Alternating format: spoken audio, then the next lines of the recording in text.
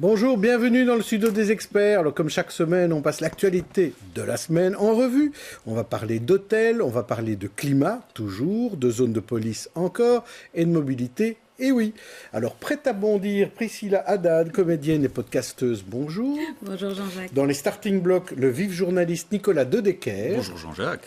Dans son box, l'autrice et philosophe Marianne Slusny. Bonsoir. Et le doigt sur le tweet, Marcel Sell est auteur et blogueur. Bonjour ou bonsoir.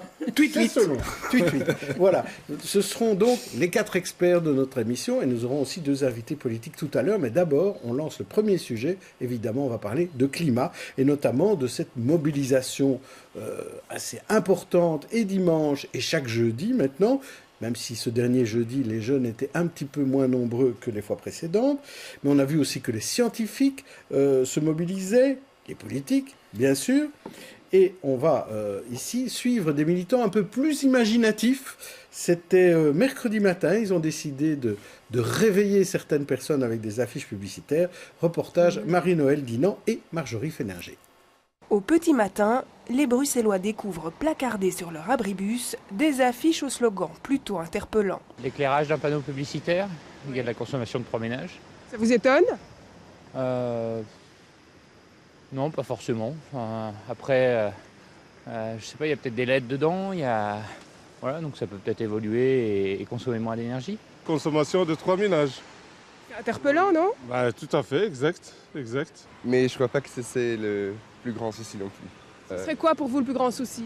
C'est changer la politique et je crois pas que changer les panneaux publicitaires, ça va changer quelque chose. Réveiller les ministres de l'Environnement, tel est bien le but de la septantaine d'activistes qui a passé la nuit à détourner des centaines de panneaux publicitaires dans la capitale. On estime que la publicité, généralement, elle prend une place très importante dans l'espace public et elle ne laisse pas aux citoyens la place de s'exprimer politiquement. Alors, le message, premièrement, c'est de dire qu'on critique le fait que les politiques environnementales, généralement, responsabilisent à l'excès le citoyen, le consommateur, en lui disant d'éteindre sa lumière, de rouler à vélo, de faire du bio, ce qui est très bien. Mais on estime que ce n'est pas suffisant et que si vraiment on veut attaquer l'urgence climatique et la prendre en main, il va falloir prendre des mesures structurelles et politiques. Sur les affiches, un QR code renvoie à un site internet. Et sur cette page, les citoyens sont invités à transmettre leurs revendications directement aux ministres concernés. Et le compteur tourne à une vitesse incroyable. En 3 heures à peine, 8000 personnes avaient déjà interpellé leur ministre.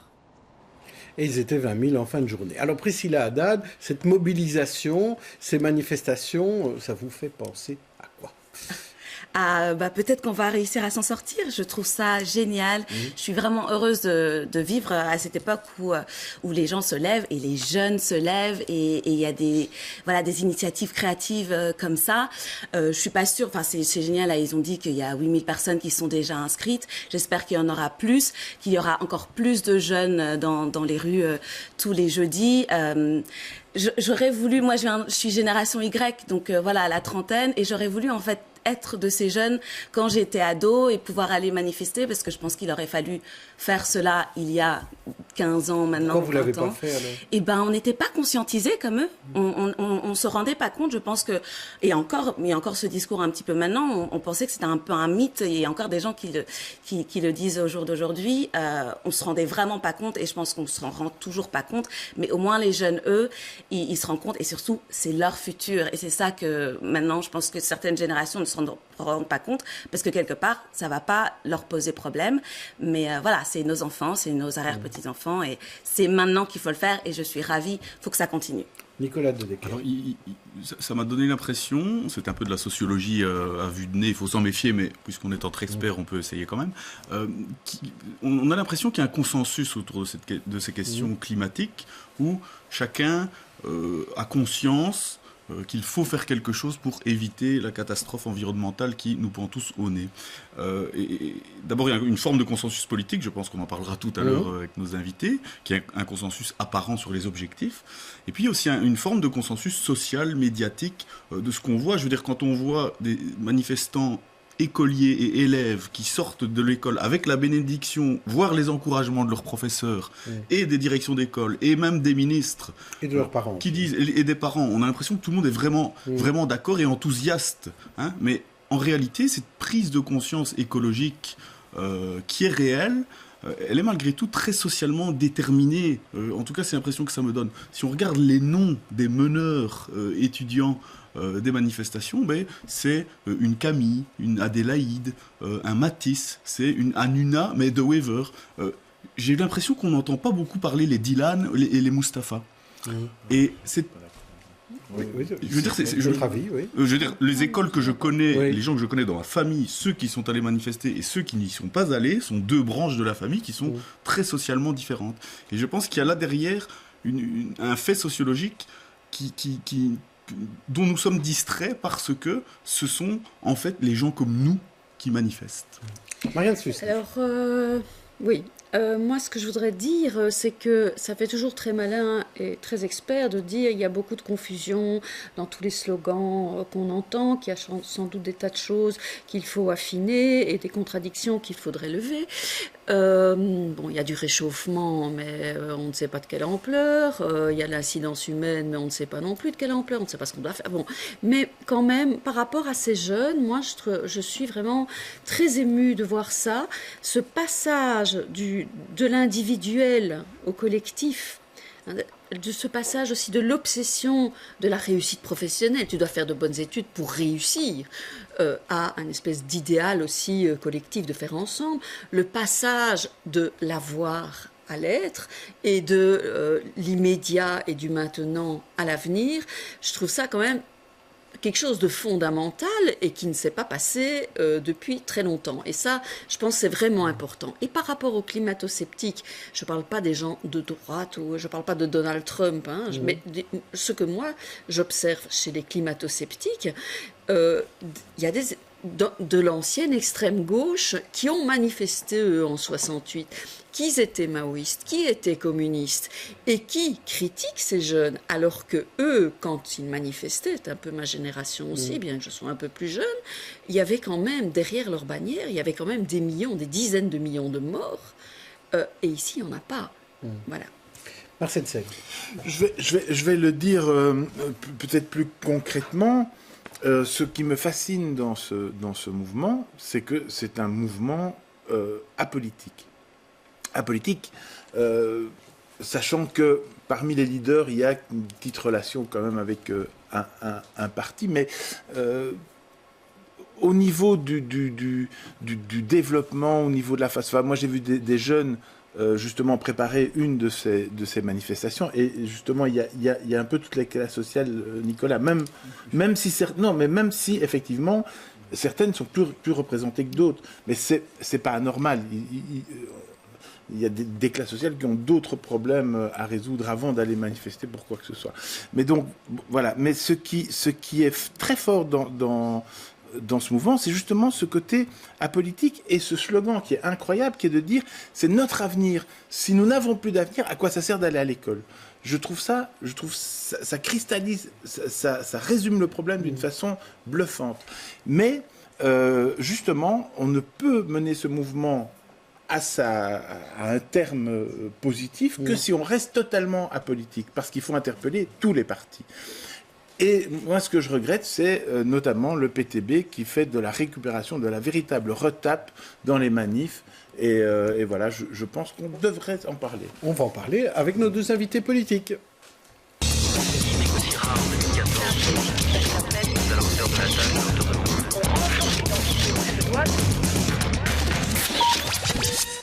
Alors, nous avons invité aujourd'hui Benoît Ellings, qui est premier échevin écolo à Bruxelles, chargé du climat, mais pas seulement, du sport aussi, ancien député fédéral et tête de liste de Rien en mai, je crois. Oui, tout à fait. Bianca de Batz, secrétaire d'État bruxelloise à la sécurité routière et au bien-être, entre autres, parce qu'il y a d'autres compétences, CDNV, qui est conseillère communale à Bruxelles, donc elle connaît bien Bruxelles, dans l'opposition, et tête de liste aux prochaines régionales pour le CDNV. Alors, vous avez entendu ce qu'ont dit les différents experts sur cette mobilisation, l'aspect apolitique ou pas, l'aspect peut-être, est-ce que ces jeunes sont représentatifs de toute la population ou pas. Benoît Ellings, quelle est votre analyse de cette mobilisation ? Pour y avoir été 2 fois, en tout cas pour les 2 manifs climat, celle du dimanche. Exceptionnel. Oui, celle du dimanche. Voilà. Je n'ai plus 17 ans, monsieur Deleu. Mais c'est bien de ne pas y aller le jeudi. Voilà. Donc, je pense que j'ai beaucoup de travail le jeudi. Oui. Mais en tout cas, ce qui est sûr, c'est que pour ceux qui se battent pour les questions environnementales depuis 20 ans, moi, j'ai fait la manif climat aux côtés d'Evelyne Huttebroek, par exemple. Oui. C'est totalement inédit de voir qu'une partie de la population, et je partage le point de vue sociologique de M. De Decker. Parasociologique. Hein. Oui, voilà. Il était à bonne école.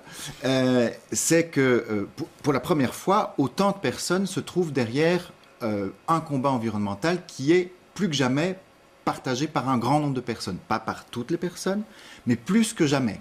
Et ça, c'est une bonne nouvelle parce que ça veut dire qu'il y a un consensus social, il y a une avancée sur les questions environnementales et en particulier la question climatique qui est inédit. Et donc, il faut en profiter. Et peu importe qui met en œuvre ces matières sociales, moi, j'ai pas le monopole de l'écologie. Si les autres font de l'écologie, très bien. Mais en tout cas, ça, c'est bien pour tous ceux qui, dans tous les partis et tous les décideurs économiques, prendront la voie de la lutte contre les changements climatiques, ils seront soutenus par la population. Parce que, souvenez-vous, quand les écologistes dans les années 90, qui sont arrivés au pouvoir, une partie des décisions qu'ils ont prises étaient contestées par la population.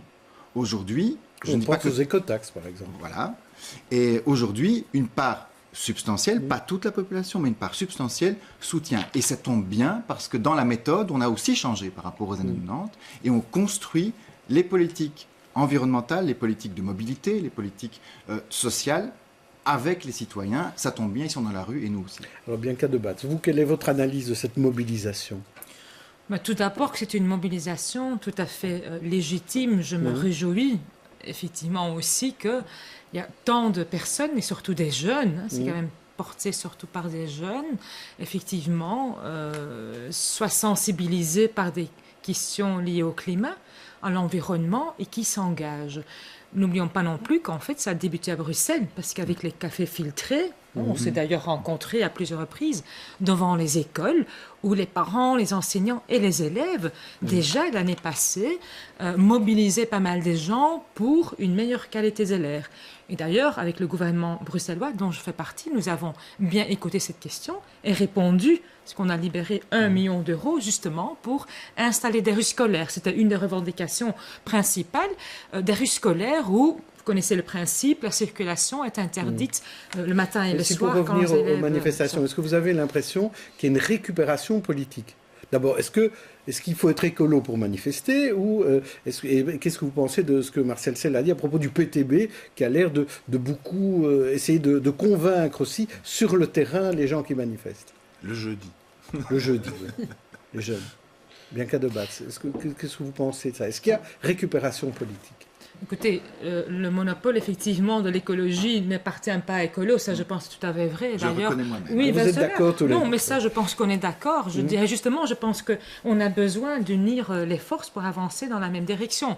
Est-ce que ça, c'est un point qui me touche aussi, effectivement? Est-ce que c'est représentatif pour la population? En tout cas, pas pour la population bruxelloise. Parce que quand on regarde le type de gens qui sont mobilisés, que ce soit dimanche passé ou jeudi, effectivement, c'est surtout des gens qui sont, je pense, extrêmement bien éduqués, qui gagnent bien leur vie et qui sont majoritairement blancs. Donc c'est clairement pas, je pense, une image de la population bruxelloise. Nicolas de Decker. Quant à la récupération, d'abord je ne conteste pas qu'elle existe. C'est absolument évident. Dans chaque parti, on a envie de se mettre cette plume écologiste à son chapeau. Mais moi je trouve que c'est au contraire très bien. Pourquoi on a fait une sécurité sociale en Belgique? Parce que tous les partis, y compris ceux qui n'étaient pas socialistes, ont un jour eu conscience qu'il était indispensable de faire quelque chose pour améliorer le sort des classes laborieuses. Je vais peut-être préciser, la raison pour laquelle de distribution de tracts par les Red Fox du PTB aux enfants en leur disant, attends, laisse-moi finir, en leur disant lutter pour le climat, soyez anticapitaliste. Voilà, alors si on doit d'abord démolir le capitalisme et pour obtenir quelque chose pour le climat, je crains qu'on arrive beaucoup trop tard. Tu le crains, même pour les 10 degrés. Sans doute, Voilà. mais ce n'est pas du tout la question. Il s'agit de mineurs. En fait, j'ai même envie de dire, justement, mais les gens qui manifestent le jeudi sont des mineurs en général, si j'ai bien compris. Il n'est pas anormal que si les partis s'adonnent à la récupération, ils s'adressent à des mineurs.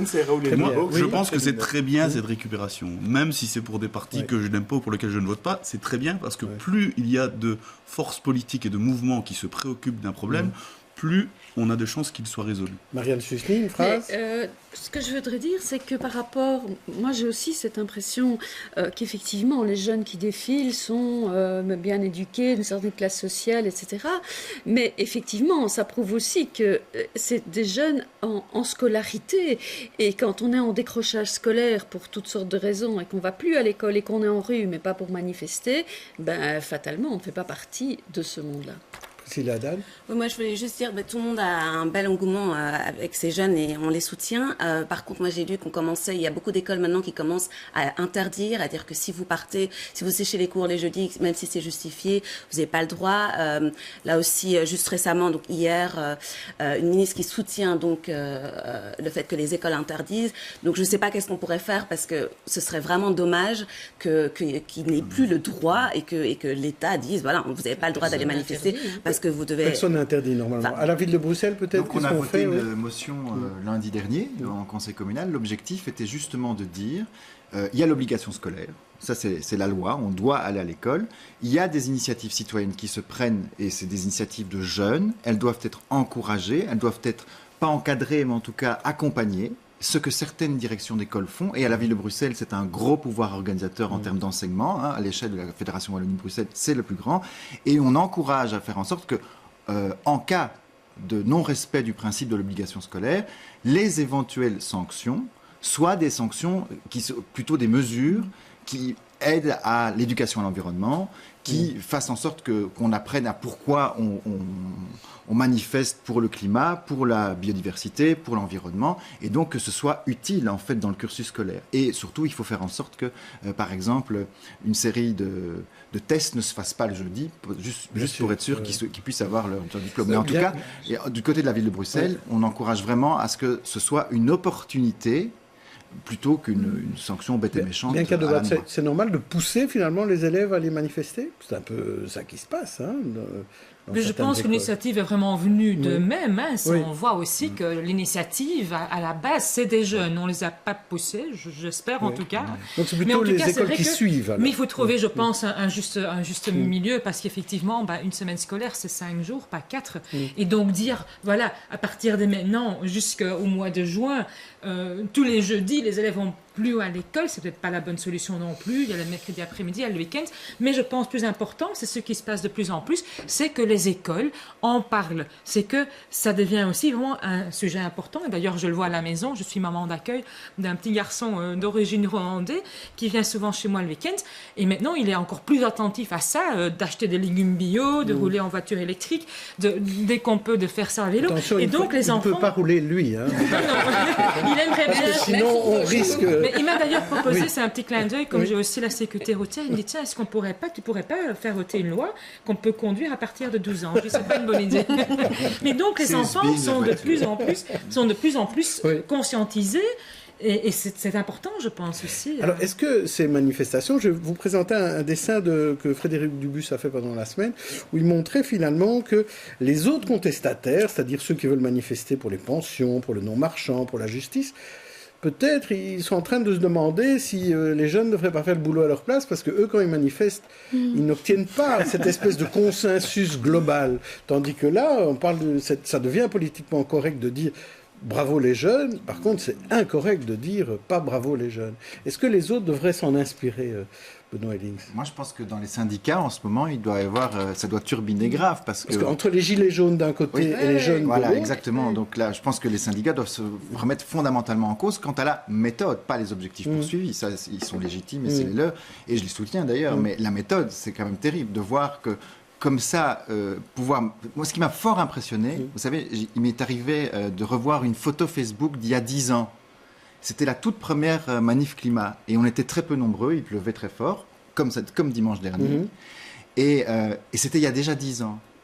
Et ça n'avait pas de succès. Aujourd'hui, ils sont parvenus, ces mouvements, et c'est venu de nulle part. C'est pas les syndicats qui sont une structure organisée de la société belge. C'est comme des associations. Hein, oui, mais c'est pas la force. Voilà. Et c'est ça. Et parvenir à deux fois en quelques mois rassembler 70 000 personnes à Bruxelles, waouh, c'est fantastique. En tout cas, moi, comme élu à la ville de Bruxelles, je suis terriblement fier. J'aimerais quand même vous montrer quelque chose, Benoît Ellings, parce qu'on voit qu'il y a beaucoup d'anciens écolos un peu partout dans ces manifs. Il y a par exemple Thérèse Snoy, qui est présidente de l'association des grands-parents pour le climat, ancienne députée. Il y a Juliette Boulet, ancienne députée, qui est porte-parole de Greenpeace.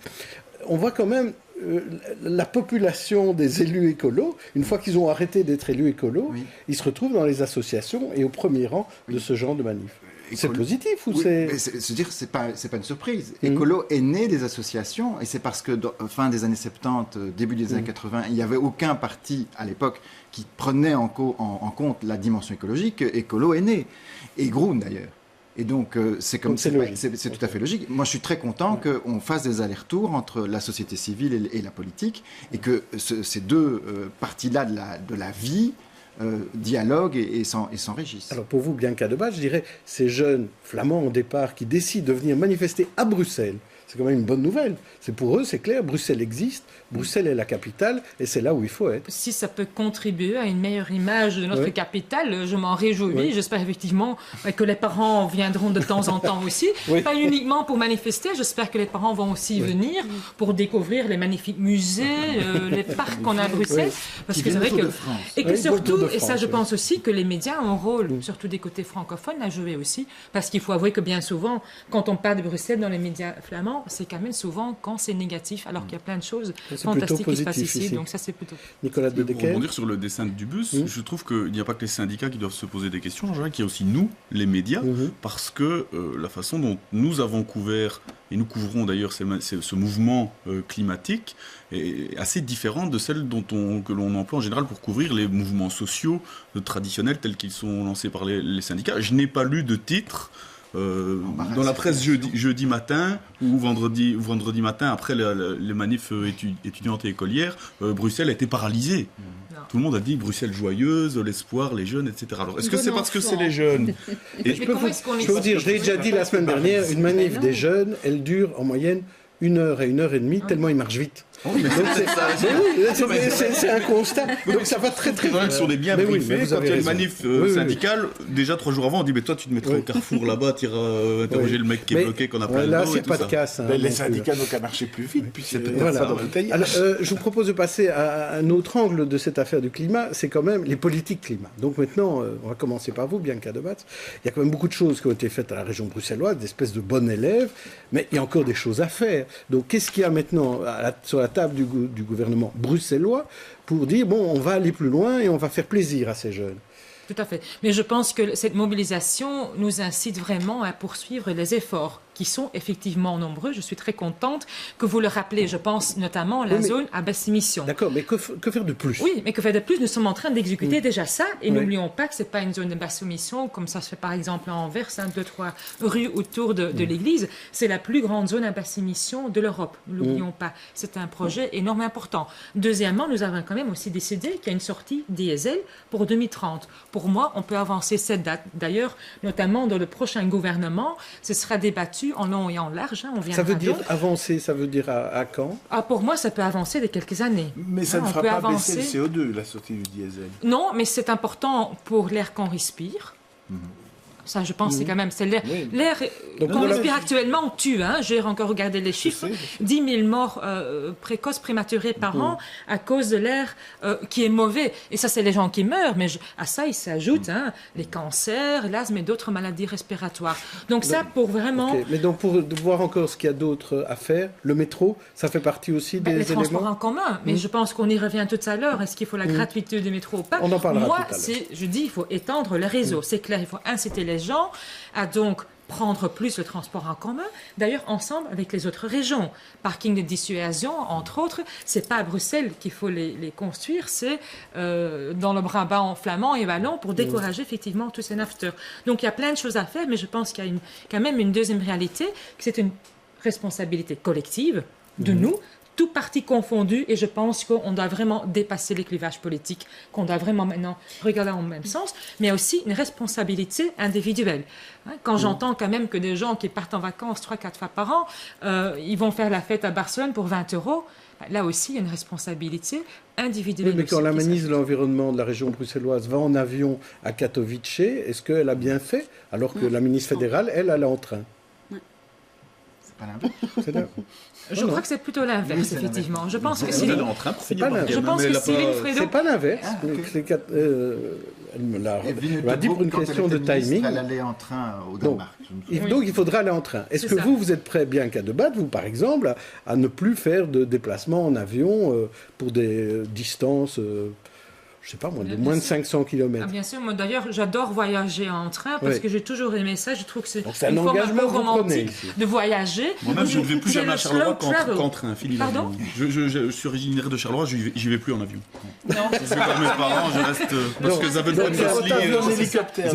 c'est un engagement important, ce que vous dites. Bien sûr, et d'ailleurs, le gouvernement le fait, mais je pense que justement, il faut unir les forces avec le gouvernement bruxellois, mais aussi les autres régions. L'union fait la force. L'union fait la force, et ça, parfois, on a tendance à oublier. Dans ce débat-là, il faudra le faire, je pense, tous ensemble. Alors, Benoît Ellings, vous êtes dans l'opposition à la région, mais vous êtes à la commune, là, vous êtes dans la majorité. Alors, d'abord, à la région, qu'est-ce qu'on peut faire de plus ?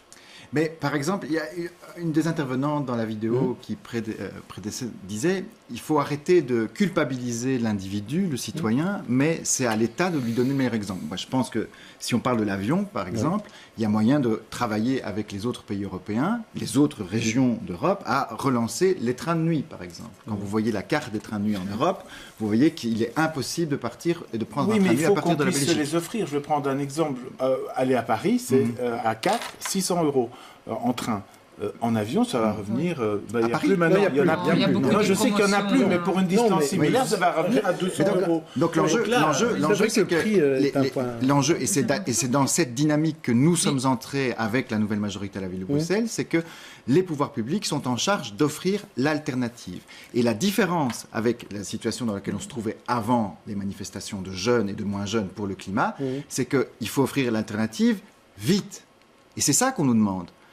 On va offrir l'alternative. Donc, par exemple, il faut systématiquement offrir l'alternative à la voiture individuelle vite. Aussi. Et donc, les transports en commun, mais pas seulement. Aujourd'hui, avec le développement technologique comme les trottinettes électriques qui posent des problèmes de parking, mais globalement, c'est une avancée technologique intéressante. Ça rend, par exemple, le réseau de trains à Bruxelles et ailleurs, en Wallonie et en Flandre, beaucoup plus accessible au plus grand nombre. Le fait que les véhicules et les vélos sont devenus électriques permettent à une série de personnes qui n'avaient pas l'âge ou la santé pour pouvoir rouler à vélo, de rouler à vélo. Toutes ces évolutions technologiques, combinées à un investissement dans le transport public, le train, le métro, le tram, le bus... C'est bien entendu, vous avez dit le métro. Oui, j'ai toujours dit, oui. Vous avez lu mon interview dans l'ADH. C'est la même chose. Mais j'ai l'impression que ces alternatives-là sont plutôt pour des gens qui déjà ne prenaient pas la voiture. Donc la trottinette c'est super, c'est pour les gens qui faisaient des petits trajets à pied. Et voilà, on prend la trottinette. Le vélo électrique, c'est super, mais il faut avoir les moyens de s'en offrir. En plus, il y a des primes. Mais encore une fois, mais voilà, qui peut se permettre d'acheter des vélos électriques ? On va garder un petit peu sous le pied, par rapport parce qu'on va parler encore de mobilité tout à l'heure. Mais alors juste moi, j'avais à la mobilité. Non, voilà, on va passer aux têtes d'affiche. Je vais vous proposer à tous les deux une galerie de portraits de personnalités qui ont fait l'actualité de la semaine. Alors à vous de choisir celui qui vous inspire, en bien ou en mal. Et on commence par Benoît Ellings. On commence avec vous. Michel Legrand, le génial compositeur décédé, ou alors le chanteur français Bilal Hassani, sélectionné pour l'Eurovision, ou encore Amaya Coppens, une jeune belgo-nicaraguayenne emprisonnée, ou encore le prince Laurent qui demande à Charles Michel de récupérer son flouze chez les Libyens. Alors, Michel, Bilal, Amaya ou Laurent ? Qui choisissez-vous ? En bien. En bien ou en mal ? Vous pouvez choisir. Pour l'image, Bilal, je pense qu'on parlait des... Bilal Hassani. On parlait de... la difficulté de représentation de notre région multiculturelle, de notre région bruxelloise multicolore. Je pense que ce garçon-là, il a eu beaucoup de problèmes à s'affirmer comme personne un peu différente. Oui.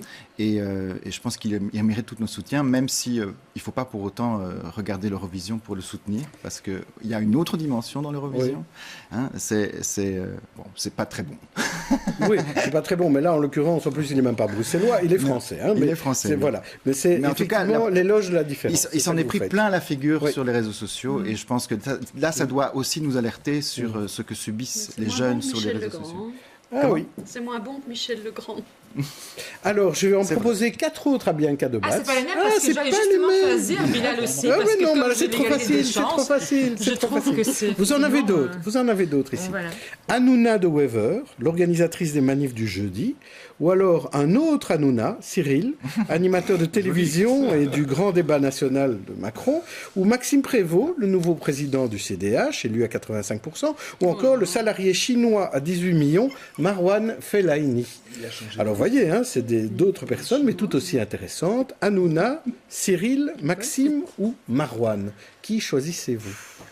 Oh, peut-être Fellaini, mais alors pas vraiment comme positif, vous l'aurez compris, je pense, parce que c'est vrai que je me bats aussi depuis des années pour faire diminuer l'écart salarial aussi dans le sport.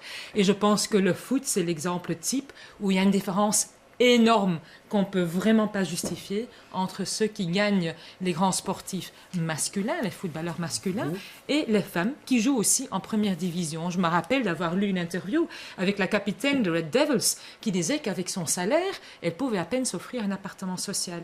Alors quand je vois cette différence, je me dis c'est vraiment impardonnable, inexplicable, il faut faire changer les choses. Alors vous aviez dit tout à l'heure que dans les choix de Benoît Ellings, vous auriez pris comme lui Bilal Hassani, et vous, Benoît Ellings, dans les choix de Bianca de Batz, qui auriez-vous pris? Hanouna de Wever, incontestablement, pour 2 choses, parce que c'est un autre respect du nom. Il faut quand même savoir que son nom a été choisi, et c'est ni un nom masculin, ni un nom féminin. Et donc c'est la deuxième raison pour laquelle j'aurais choisi Hanouna, parce que je trouve que c'est extrêmement courageux, et il faut bien se rendre compte qu'il y a, ça me fait prendre un sacré coup de vieux, mais que cette génération-là, une partie de cette génération-là, a par rapport aux questions de genre, par rapport à l'orientation sexuelle, par rapport aux origines culturelles et religieuses, sont beaucoup plus ouverts et tolérants Pas de discrimination. Et ça c'est très important. Et donc, encore trop, malheureusement. Faisons le lien entre Bilal et Hanouna et essayons d'avancer. Mais là, il faut voir aussi si, socialement, partout et chez tout le monde, c'est justement sur Bianca de Batz, vous qui étudiez ça. C'est justement que j'avais choisi cet exemple aussi, parce que je me rends compte qu'il y a encore une problématique à Bruxelles aussi. J'ai beaucoup d'amis qui sont gays et qui me disent qu'ils n'osent plus se promener main dans la main dans certains quartiers. Pour moi, ça ne va pas. Tout le monde a le droit de vivre son identité. Quand on veut être une vraie capitale ouverte, je pense qu'il faut résoudre ce problème-là aussi. Alors, je vais vous proposer maintenant 2 rubriques où je vous propose des éléments qui vous ont soit énervé pendant la semaine, soit ravis, donc qui vous ont fait plaisir. Et on commence avec les événements qui peut-être vous ont fait plaisir. Je vous en propose 5, c'est les mêmes pour tous les 2. Donc, le début de la tournée minérale, le théâtre Le Public qui fait payer ses clients selon leurs revenus, 18% de budget supplémentaire pour les musées, Mannequin Peace qui a son timbre, ou le CETA qui gagne une manche judiciaire. Ça peut être vu comme un ravissement, comme un ravissement ou comme un énervement. Je dis ça évidemment pour Benoît Ellings. Eh bien, on commence par vous, Benoît Ellings, si vous devez en choisir un des 5. Allez, j'ai déjà fait la tournée minérale, mais je ne vais pas choisir ça parce que c'est impossible. Ce sont les vœux. Donc, il faut en choisir un. Comme moi, voilà. Mais je trouve que c'est vraiment intéressant l'idée de faire correspondre le prix qu'on paye au théâtre en fonction de ses revenus. On devrait s'inspirer de ça. D'ailleurs, c'est quelque chose auquel je réfléchis pour le sport et les différentes associations sportives à la ville de Bruxelles. Je pense qu'il faut faire en sorte que le sport comme la culture soit accessible aux personnes qui n'en ont pas forcément les moyens, parce que c'est un moyen d'entrer en contact avec les autres, l'autre, dans sa différence. Et le rôle des pouvoirs publics, c'est de garantir... la redistribution, c'est important. Et je pense que et ça peut se faire quand aussi. on parle de justice climatique, il faudra aussi penser à la redistribution des moyens entre les Et vous pouvez en choisir aussi parmi les 5, Bianca. J'ai commencé aussi la tournée minérale aujourd'hui, comme vous voyez. Très bien. Non, mais je prendrai aussi les budgets supplémentaires pour les musées, parce que quand je parlais tout à l'heure de l'image de Bruxelles, je pense que l'offre culturelle est vraiment un des grands atouts pour notre ville. Et aussi, ça je pense encore un autre axe, un autre angle, c'est que la culture rapproche les gens. Et à Bruxelles, il y a quand même beaucoup de communautés. Puis déjà les communautés linguistiques. Oui. Je pense que c'est fantastique quand j'ai au CAI Théâtre, au KVS, au Théâtre National. Je rencontre de plus en plus des gens, des francophones et néerlandophones, qui vont ensemble. Et la culture et l'art, ça n'a pas de langage, c'est quelque chose que tout le monde comprend et ça approche vraiment les Bruxellois. Ouais. Pour cela, je pense que c'est extrêmement important. Alors, pour être juste, c'est 18% de budget supplémentaire pour les musées de la Fédération Wallonie-Bruxelles. Évidemment, au niveau fédéral, on n'en est pas encore là. Alors, des choses qui vous énervent, ou qui vous énerveraient peut-être, bien qu'attention, on va commencer par vous. L'Union Saint-Gilloise qui n'ira pas en finale de la Coupe de Belgique, les intimidations au procès Nemouche, pas de viande de kangourou pour Gaïa, la guerre des numéros inamis qui est relancée, ou fumer dans la voiture, interdit bientôt en Wallonie et sans doute à Bruxelles. Alors, qu'est-ce qui vous énerve ? Ce qui m'a énervé, fâché même, c'est bien sûr les intimidations au procès Nemouche, parce que j'estime que ce qui s'est passé, je pense que tout le monde est d'accord avec moi, était bien sûr atroce pour notre capitale, pour notre vivre ensemble, et donc essayer de ralentir ou de saboter le procès, je pense que voilà, il n'y a pas de terme pour ça. C'est plus qu'énervé, c'est vraiment j'étais fâchée. Et vous, Benoît Lys? La viande de kangourou, non Oui, peut-être, je sais pas. Donc, je retrouve. La viande de kangourou, c'est Gaïa qui a dit il faut arrêter la vente de viande de kangourou. Il faut manger moins de viande en général, ce sera bon pour le climat et meilleur pour la santé. Et c'est en lien avec ce que je voulais choisir, la guerre des numéros inamis relancée, c'est pénible. On va bientôt arriver, en particulier dans les zones plus rurales, à ne plus avoir de médecins. Et il faut régler ce problème une fois pour toutes. Je veux dire, la santé, c'est fondamental. On doit pouvoir penser la santé à 10-15 ans. Et donc, il faut arrêter avec cette histoire. Et il y a aussi aujourd'hui des étudiants qui se lancent dans des études lourdes et pénibles et qui ne vont pas se retrouver médecins. Ça ne va pas. Le problème, c'est qu'ils ne veulent pas devenir généralistes. Voilà. Et oui, peut-être. Il y a du travail, mais il y a du travail à faire, peut-être. Est-ce qu'on n'a pas un effort à faire à essayer de les rendre plus... généralistes et moins spécialistes. Oui, mais ça peut aussi passer par une revalorisation de la médecine, comme par exemple dans les hôpitaux de la ville, où les médecins sont salariés et non plus indépendants. Ça peut être vous voulez réagir là-dessus ou vous êtes d'accord avec nous? D'accord. Ok, très bien. Alors, ce que je vous propose, c'est de parler de la fusion des zones de police, parce que... ça faisait longtemps. Ça fait longtemps. Et il y a quand même eu, cette semaine, voilà, c'est toujours pas fait, effectivement, on va en parler. Mais ici, on va parler d'une étude qui a été réalisée pour évaluer la collaboration entre les 6 zones de police. Reportage de Jean-Christophe Peuzès et Nicolas Kenartz. Pas de fusion des zones de police, c'est l'avis unanime des 19 bourgmestres de la région. Parce qu'actuellement, elle fonctionne plutôt bien. Et il y a d'autres raisons. La crainte des bourgmestres, c'est que les polices des communes ou des zones qui ne sont pas Bruxelles-Capitale, qu'une bonne partie ou une trop grande partie de ces effectifs soient aspirés vers Bruxelles, la ville de Bruxelles qui a plus de besoins que les autres communes de la région de Bruxelles-Capitale. Les chefs de corps sont sur la même longueur d'onde. Un seul dirigeant pour la police des 19 communes, c'est le risque d'être écartelé entre des demandes contradictoires. Ça veut dire un seul chef de corps. Alors qu'est-ce qu'il va devenir? Est-ce qu'il va devoir négocier avec 19 bourgmestres, là où on dit que le span of control, c'est-à-dire l'idéal pour être autour d'une table, c'est à 5 voire 7, mais pas 20. Et pourtant, il l'avoue tout de même, parfois, un commandement central fait défaut, ponctuellement, pour faire face à des situations particulières. Ils admettent que, dans certaines matières, pour certaines situations, une direction unique, un lead, quelque part, manque, lors de grandes opérations en matière d'ordre public, ou dans des matières telles que la circulation routière ou la mobilité. Les chefs de corps et les bourgmestres plaident également pour une collaboration plus étendue entre zones de police que celle qui existe déjà. Elle pourrait être menée à une plus grande échelle. Ils demandent également un appui plus important du fédéral qui n'a cessé de diminuer ces dernières années.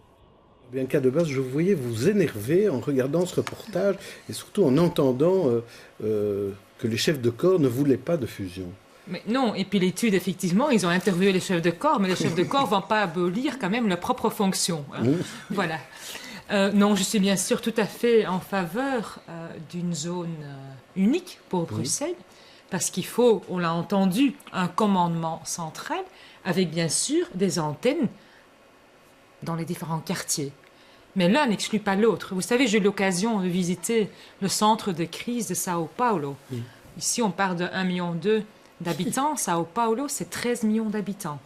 Je vous laisse deviner combien de zones de police existent à Sao Paulo. Vous connaissez la réponse, c'est une zone de police pour Est-ce que la criminalité est moindre à Sao Paulo qu'à Bruxelles? Je suis quand même pas sûr. Je ne connais pas les chiffres de travail. Bien au contraire. C'est pour ça justement qu'ils ont compris qu'il faut un commandement central et quelqu'un qui est vraiment aux manettes. Un criminel ne connaît pas de frontières. Est-ce qu'il y a plusieurs parlements à Sao Paulo? Pardon? Parce que nous, on a de la chance. Ils ont plusieurs communes aussi, voilà, oui, bien sûr. C'est ça. Avec un capitaine, là, c'est la différence aussi. Je vais vous donner un exemple très concret. Ça fait 5 ans maintenant, parce que je suis aussi en charge de l'informatique. Ça fait 5 ans que j'essaie de mettre en place un système de vidéosurveillance, c'est-à-dire que toutes les caméras dont la région dispose, les zones de police, Bruxelles Mobilité, etc., ça me paraît logique qu'il y a une vision centrale. Il y a toujours 2 zones, je vous parle, j'ai commencé ce projet il y a 5 ans, toujours 2 zones qui refusent de signer ce protocole. Donc ça veut dire... Ce sont lesquelles? C'est Montgomery et Brno. Ça veut dire que si il y a un criminel qui passe d'une commune à une autre, c'est impossible de le suivre en live. Vous trouvez ça normal? C'est ridicule. C'est ridicule. C'est ridicule. Et donc oui, il faut un commandement central avec, bien sûr, je le répète, un fonctionnement dans les quartiers, délocalisé, ou décentralisé, effectivement, mais quelqu'un qui dirige, bien sûr. Et alors, cette excuse ou cet argument de dire, oui, mais alors, aussi longtemps que les bourgmestres sont... Mais non, c'est le ministre-président, bien sûr, avec la réforme interne de Bruxelles. La coordination de la sécurité est attribuée déjà au ministre-président. Donc, c'est un faux argument. Marcel Sell, avant d'entendre Benoît Links, Marcel Sell. Je vais donner peut-être... en fait, le vrai problème qu'on a à Bruxelles, c'est qu'on ne réfléchit pas en fonction des faits. On réfléchit en fonction de sa communauté. Et pendant très longtemps, l'idée a été interprétée comme flamande de faire une zone de police et une commune. Et effectivement, la réaction francophone, c'était « Ah non, ça c'est pour faire plaisir aux Flamands ». Il faut qu'on arrive des deux côtés à sortir de cette logique. Et moi, je vais prendre un simple exemple. D'abord, par exemple, la zone de police Bruxelles-Capitale. Elle fait 20 km de long. Elle va de Aren jusqu'au bois de la Cambre. C'est absurde, c'est ridicule. Ça n'a aucun sens, ça ne représente rien. Donc les zones ne sont même pas découpées normalement. Et si on prend par exemple à l'époque des attentats... Une seule zone, elle fera toujours 20 km. Oui, mais c'est pas pareil. On peut diviser une zone en sous-zones pour autant que ce soit cohérent. On a un commandant qui décide de là à là, puis un autre qui décide sur... Bref. Et par exemple, au moment des attentats, j'avais regardé ce qu'il y avait, ce qu'on appelait la banane, la zone canal. Elle porte sur 4 zones. Midi, Bruxelles-Ouest, Bruxelles-Capitale XS et Paul Bruno. Mais en plus, non mais attendez. Donc chacun de ces zones est dirigé par un chef de corps, un collège de police, c'est-à-dire les bourgmestres plus le chef de corps. En gros, on avait 14 personnes qui avaient pouvoir de décision sur ces 4 ou 5 communes. Zone-là, voilà. Peut-être juste contredire cette revendication flamande parce que très intéressant. Le bourgmestre de Schaerbeek, je ne sais pas si vous l'avez vu, a lancé un genre d'enquête. Celui qui va devenir ministre-président. Qui a lancé une enquête sur sa page Facebook où il posait la question, allez vérifier, êtes-vous en faveur d'une zone unique pour Bruxelles?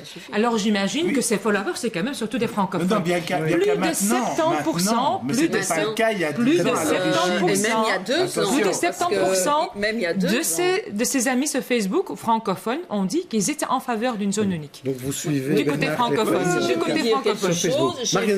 J'ai vu un article d'un député NVA qui soutenait justement en 2016 la zone unique de parce qu'ils veulent aussi la commune Attends, unique, laisse-moi terminer. Et là, je voudrais quand même poser une question, parce que est-ce que on parle de sécurité? Alors, c'est sécurité de quoi? C'est par rapport à des criminels, par rapport au terrorisme, par rapport à des débordements dans certaines communes pendant que d'autres se tournent les pouces dans d'autres, ou est-ce que, imaginons que le mouvement des Gilets jaunes prenne chez nous une ampleur comme en France, ou est-ce que cette zone, c'est aussi unique pour fédérer mieux la répression de mouvements politiques? Alors, Benoît Ellings, on va demander de réagir à tous ces éléments-là qui ont été mis sur la table. Merci. Oui. Donc, l'enjeu, c'est une bonne coordination des forces de police entre les 6 zones bruxelloises, de mémoire, et entre la police locale et la police fédérale. N'oublions pas que quand il y a un grand événement, par exemple, malheureusement, un attentat, malheureusement, une grande manifestation comme le climat, des policiers d'autres zones de Belgique viennent à Bruxelles pour encadrer la manifestation ou gérer la catastrophe comme l'étaient les... Et ça se fait déjà. Il y a une zone de police unique, c'est la police fédérale. 1. 2, il ne faut pas être fétichiste de l'institution. Donc moi, je ne suis pas fétichiste des zones de police. Par contre, si on peut, sans devoir entrer dans un débat institutionnel interminable et byzantin, essayer d'imaginer un QG commun, sans fusion des polices, mais un QG commun, si possible situé à côté, ce sera le cas pour la zone de police Bruxelles, puisque la police de Bruxelles, capitale XL, va changer de QG et il va s'installer juste à côté du QG régional. On pourra imaginer des connexions et là on pourra avancer. Il faut faire en sorte que quand il y a un danger, l'information circule extrêmement vite entre les zones, sans forcément qu'il y ait un commandant central. Sauf les zones qui n'ont toujours pas signé le protocole. Voilà, mais donc... Ou même la surveillance d'image n'est même pas possible. Vous savez, ce matin, pas ce matin, il y a 2 jours, j'étais en réunion de coordination avec la police, avec le bourgmestre de Bruxelles, avec le ministre-président pour l'organisation du Tour de France, le 6 et le 7 juillet. Je vous assure que c'est fluide, c'est fluide, ça fonctionne, les zones de police discutent entre elles et ça va fonctionner. Ça ne fonctionne pas, ça c'est, je suis d'accord pour les événements qu'on peut prévoir. Effectivement, là, on dit qu'il faut mobiliser. Mais regardez ce qui s'est passé le soir du réveillon à Molenbeek. C'est clair qu'il n'y avait pas assez d'effectifs. Alors que des zones, il y avait des policiers qui étaient prêts, d'autres zones, ils ne peuvent rien faire. On a vu d'ailleurs l'année passée, pareil, avec ce qui s'est passé, les émeutes autour de la Bourse, il y avait des équipes d'une autre zone qui était prête à la gare du Midi, vous vous souvenez de ça? Ils ne pouvaient rien faire parce qu'ils ne pouvaient pas intervenir sur une autre zone. Mais là, ça manquait d'un commandement central comme le dernier. Il n'y a pas de commandement central. Mais est-ce que vous êtes d'accord, bien qu'à débattre, sur un commandement central avant toute fusion, de déjà fonctionner avec un commandement central? Mais où est la réticence pour une fusion? Parce que c'est institutionnel et vous savez qu'en Belgique, dès qu'on met le doigt dans l'institutionnel, on est parti pour 10 ans de discussion. Ce qu'il faut, c'est que les citoyens soient protégés. Et un commandement central, c'est une façon dynamique, positive, facile à mettre en œuvre. C'est un premier pas, je suis d'accord sur ça. Et connectons les caméras, madame. Connectons les caméras. Et par rapport à ce que disait Marianne Susny, est-ce qu'il y a un risque de répression de la police comme on y croit en France, beaucoup de gens en France sont persuadés qu'il y a vraiment une manœuvre de l'État, d'un État policier qui veut briser les manifestations. Est-ce qu'il y a un risque plus grand s'il y a une seule zone de police plutôt que 6? Est-ce qu'il y a une différence? Benoît Ellings? Moi, je ne suis pas en faveur de la fusion et je suis contre les violences policières, je suis contre la surveillance généralisée. Ceci dit, une police est utile, la police doit protéger les citoyens, la police doit combattre le crime. Pour ça, il faut que l'information passe entre les différents intervenants. Pour ça, un QG régional me semble une bonne étape. Bien qu'à débattre. Non, et d'ailleurs, je n'ai pas très bien compris, je pense, la remarque ou la question, parce que j'estime que les policiers sont là, effectivement, pour protéger les Bruxellois. Et d'ailleurs, j'ai beaucoup de respect, parce qu'ils travaillent quand même souvent dans des conditions difficiles. Ça peut être souligné aussi. Et donc, moi, j'ai que du respect et de l'estime pour les agents qui travaillent Pour conclure, Nicolas Dedecker. 2 choses, Jean-Jacques. Je pose mon regard de carolorégien immigré sur ce débat. Je pense qu'on assiste c'est vraiment révélateur de ce mal bruxellois, d'une obsession institutionnelle. Alors, en effet, c'est laid, c'est absurde, c'est ridicule. On regarde le truc, on dit, mais tiens, il y a plusieurs chefs, ils sont sur 3 km, etc. En effet, esthétiquement, ça ne me parle pas. Parlons des faits. Est-ce qu'il y a plus de criminalité à Bruxelles qu'à Anvers, par exemple, ou à Charleroi, ou à Gand, ou à Liège, dans d'autres grandes zones urbaines qui, elles, fonctionnent sur base d'une seule zone de police? Est-ce que la criminalité est fondamentalement différente? Est-ce qu'elle est fondamentalement moins bien réprimée ou moins bien prévenue à Bruxelles que dans les autres villes? La réponse, je suis désolé de le dire, la réponse est absolument pas. Ça n'a que très peu d'influence. On peut comparer ça contre Bruxelles qui est et Bruxelles qui serait. Oui. Mais ça veut dire qu'on ne peut pas le comparer. C'est quand même de faire diminuer la criminalité. Oui, ça ne peut pas le comparer. Eh bien, personne ne peut assurer que ça diminuera que la criminalité. On pourrait faire l'inverse, à la limite d'ailleurs, et dire on va diviser les zones de police à Liège et on va voir si la criminalité augmente. Et vous ne pensez pas avec les enjeux qu'on connaît? On vit dans des temps de terrorisme où des attentats sont possibles. Vous ne pensez pas qu'il faut plus d'efficacité? Prouvez-moi que le fait qu'il y ait plusieurs zones de police a favorisé les attentats. Prouvez-le-moi. En tout cas, ici on n'est pas d'accord sur le plateau. Voilà, et je crois que le débat continuera aussi entre eux. S'il vous plaît. On va passer à notre dernier sujet, qui est aussi un sujet assez chaud, peut-être point ici, on va voir, c'est est-ce que la STIB devrait être gratuite? Alors, tout d'abord, c'est PTB qui avait proposé ça au communal et tout le monde avait ri. Puis le CDH est revenu avec cette idée en disant, tiens, on pourrait peut-être faire une étude. Et puis maintenant, le vice-président de la STIB, qui est un socialiste, a dit, mais pourquoi pas faire ça le week-end ou en soirée, même s'il était un peu repris là-dessus.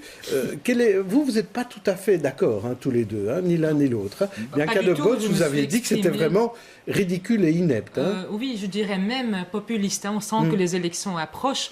Le transport en commun gratuit, c'est impayable. Et puis rien n'est gratuit. Puisque si c'est gratuit, qui paiera? C'est bien sûr le Bruxellois par les impôts. Puis, deuxièmement, socialement, c'est pas très juste non plus, parce que n'oublions pas que déjà des gens qui vivent dans des conditions financières difficiles, déjà voyagent gratuitement. Les enfants aussi, les seniors payent 65 €. Mais pourquoi est-ce que quelqu'un qui a un bon revenu, qui gagne correctement sa vie, devrait voyager correctement? Vous savez, les revenus les revenus dont la STIB dispose, c'est quand même plus de 260 millions d'euros par an. Ce serait donc à compenser effectivement par le contribuable bruxellois. Je pense que beaucoup plus important que ce débat, c'est d'étendre le réseau. Quand on parle de climat, quand on parle d'environnement, c'est justement inciter les gens à prendre le transport en commun et donc de défavoriser qu'on prend la voiture. Et donc ce budget, on en a besoin pour investir dans le métro, donc c'est non. Pour étendre. Donc pour nous, c'est non. Et vous, Benoît Ling, c'est non à 100% ou bien dans certains cas, on pourrait accepter? Donc il faut serrer les urgences. La première urgence, c'est de faire en sorte que rapidement, un maximum de personnes qui aujourd'hui à Bruxelles, pour se déplacer dans Bruxelles, utilisent une voiture individuelle, franchissent le pas de se déplacer autrement, y compris en métro, en tram, en bus, à vélo, à pied. Et donc, c'est ça l'urgence. Et c'est ce pourquoi aujourd'hui des jeunes se mobilisent dans la rue. Donc, offrons-leur immédiatement l'alternative. Pour ça, c'est malheureusement pas le prix qui est le frein à prendre les transports en commun. C'est parce qu'il n'y a pas de transports en commun à l'heure, ou parce que les transports en commun sont bondés, ou inefficaces, ou englués dans le trafic, que les gens ne prennent pas les transports en commun. De plus en plus, Il y a une augmentation de 44% sur 10 ans quand même. Et rendons-nous compte que 50 € par mois pour un abonnement STIB, qui permet d'avoir accès à l'entièreté des transports en commun de la STIB, c'est l'équivalent d'un plein par mois pour une voiture. Donc ce n'est pas l'urgence, elle n'est pas dans la gratuité. La gratuité ne règle pas le problème climatique, environnemental, de pollution et d'encombrement de nos rues. Ce qui réglera le problème de pollution, de climat et de mobilité, c'est l'investissement dans les transports publics, l'amélioration de leur qualité et de leur ponctualité. Est-ce que quelqu'un défend la gratuité ici ? Moi, je veux bien. Oui, vous avez 30 secondes. Je trouve qu'il faut tendre vers la gratuité. Alors, évidemment, avec des aménagements, serrer les problèmes, etc. Mais on doit y tendre pour une raison, je pense, philosophique. Je pense que se déplacer, c'est un droit absolu de l'homme. On ne demande pas aux gens de payer pour respirer. Et donc, je pense que dans une ville comme Bruxelles, très concentrée, où il faut faire des investissements, mais où on doit penser à vouloir, à moyen terme, donner la liberté à chacun de se déplacer à proximité de là où il se trouve, voir les gens qu'il aime gratuitement, mais philosophiquement, c'est une belle idée. Et ça conclura notre débat. On passe au coup de cœur.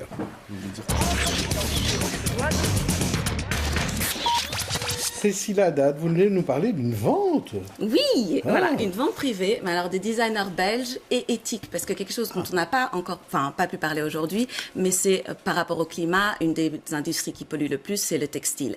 Donc, petit clin d'œil aux jeunes, peut-être que la prochaine manif, ça peut être contre les grandes marques qui utilisent des enfants et qui polluent énormément.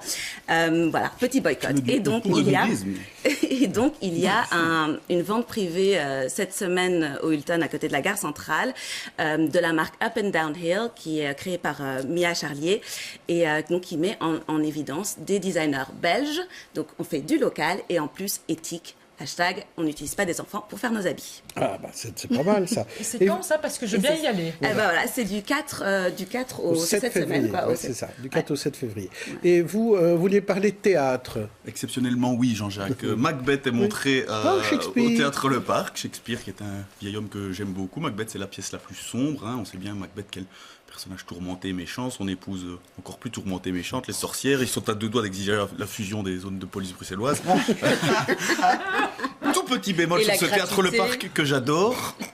On me dit que les sièges ne sont pas confortables pour tout le monde. Ah non. Et que c'est pas gratuit pour Voilà une vraie cause à défendre, les amis, pour les élections. Ça, c'est un mot pour la ville de Bruxelles. C'est jusqu'au 16 février. Marianne Fusny. Entendu. Je voudrais défendre un livre de notre compatriote Jean-Marc Turine, qui a reçu d'ailleurs pour ce livre le prix des 5 continents, qui s'appelle La Théo des fleuves. Alors, La Théo, c'est en fait une femme, Théodora, qui est une Rome, une cigane, qui est en train de mourir et qui raconte sa vie près des fleuves d'Europe centrale. Ce n'est pas toujours situé géographiquement, ses errances et aussi le martyre des tziganes pendant tout le siècle. Bon, il y a le communisme, mais il y a aussi eu le génocide des tziganes qui, se disant en passant, n'a été reconnu par l'Allemagne qu'en 1982. Et surtout, c'est écrit, et donc elle raconte tout ça et toutes ses errances et tous ses voyages dans une langue, il raconte ça dans une langue magnifique, d'une poésie extraordinaire, et ça fuse, il faut vraiment le lire. Marcel Sel, vous voulez parler d'un livre et d'une soirée?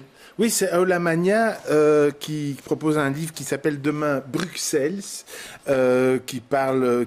alors, je vais lire l'explicatif, qui confronte sa vision à quelques figures de la société civile bruxelloise. Et il y a donc Eric Coren, par exemple, Alain Maskens.